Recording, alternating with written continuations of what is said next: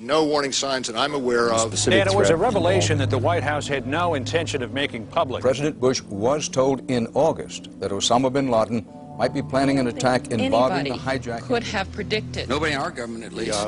August 6th, PDD. I believe the title was Bin Laden Determined to Attack Inside the United States. 70% of family members' questions were never answered during the 9/11 Commission report. Lee Hamilton and Thomas Keane said they were set up to fail. I mean, I'm a member of the commission. It's a scam. It's absolutely disgusting. The questions, Mr. President. The questions. Building 7 ablaze at the moment and apparently getting ready to collapse. Building 7, free-fall collapse. Well, no, there's number 7 coming down. The excitement and the fun that people get watching an old building being demolished, and they wired very carefully for days, and it's a very careful operation. Third time today. It's reminiscent of those pictures we've all seen too much on television before, when a building was deliberately destroyed by well-placed dynamite to knock it down. The smartest thing to do is pull it.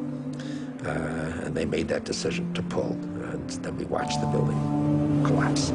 Jane, what more can you tell us about the Salomon Brothers building and its collapse? Well, only really what you already know. Details are very, very sketchy. We're getting information now that one of the other buildings, Building 7 in the World Trade Center complex, is on fire and has either collapsed or is collapsing.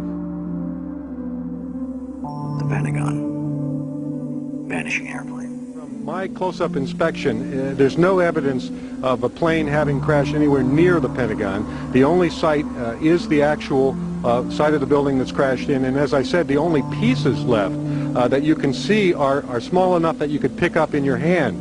There are no large tail sections, wing sections, a fuselage, nothing like that anywhere around, which would indicate that the entire plane crashed into the side of the Pentagon. Firefighters and police describing explosions. A lot of them.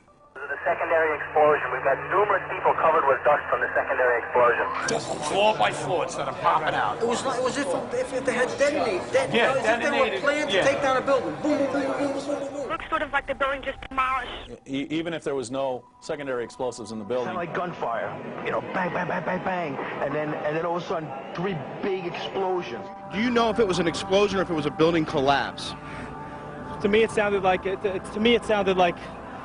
an explosion. Chief Albert Turry told me that he tried to get his men out as quickly as he could, but he said that there was another explosion which took place, and then an hour after there was another explosion in one of the towers here. Sibel Edmonds, FBI translator, breaking her gag order.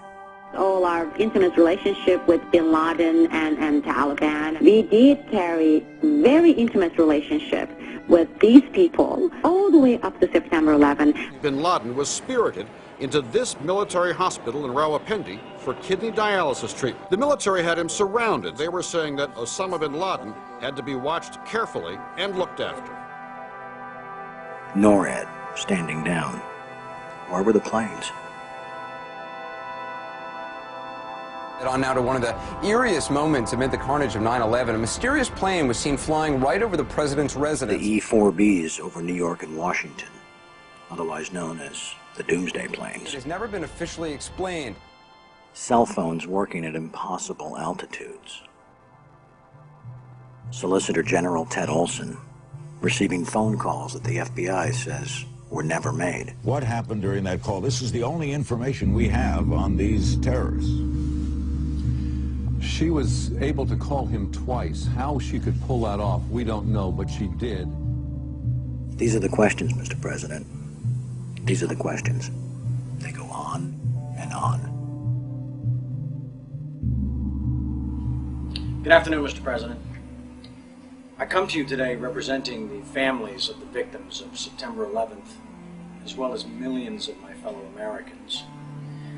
Hopefully by now you've had a chance to read my letter to you, 20 Minutes with the President, and if not, at least had its contents brought to your attention. We have questions, Mr. President. Lots of questions. A lot of them are detailed in my letter, but trust me, there are hundreds more questions. As my letter chronicles, sir, The 9/11 Commission itself says they were lied to, deceived, and essentially prevented from carrying out a real investigation. The people of the United States and the world demand the truth, sir. We have to continuously ask questions. That's what a patriot does. That's what a true American does. We ask questions. You, sir, have the power as well as the responsibility to initiate a truly independent congressional investigation into the events of 9/11 as well as its aftermath. We want our country back, Mr. President. Therefore, I'm not just calling on you and your team. I'm calling on each and every American citizen to wake up, stand up, and demand the truth. We're counting on you, Mr. President. Be on the right side of history.